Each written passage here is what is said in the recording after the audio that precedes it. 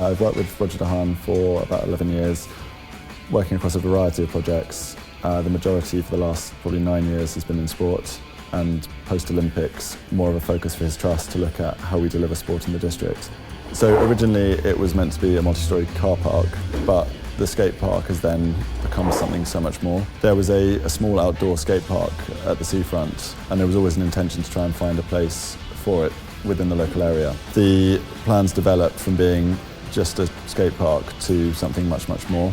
As it developed and became something really special, we want Folkestone to become the home of skates in Britain.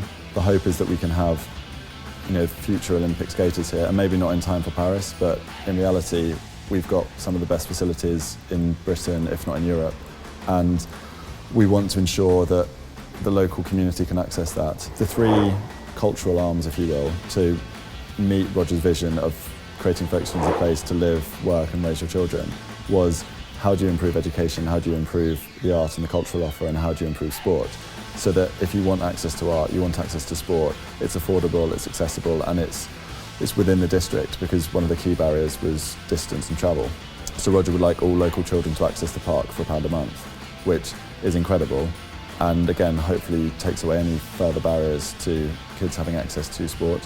The setup is that local schools will sign up to a sports package that we, as the Sports Trust, deliver, and it's working in conjunction with clubs and facilities to give access to the schools, to give them a high level of coaching.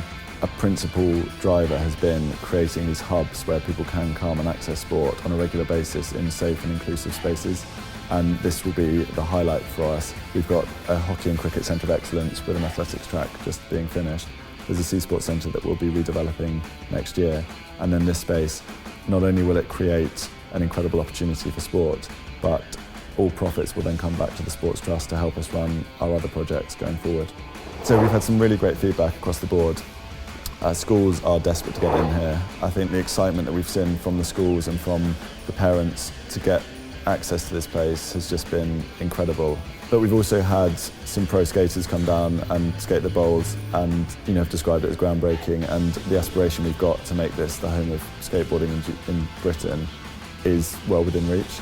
We want to be able to cater for both beginners who pick up the board for the first time or climb their first wall, all the way through to professional athletes, and we can both host big events, national events, all the way through to local jams that are just great for the local community to get involved. Education and sport and art, it all comes together, where skateboarding in particular, but also climbing, has a real element of that sort of cultural overlap, where music and art is a really powerful part of those two sports.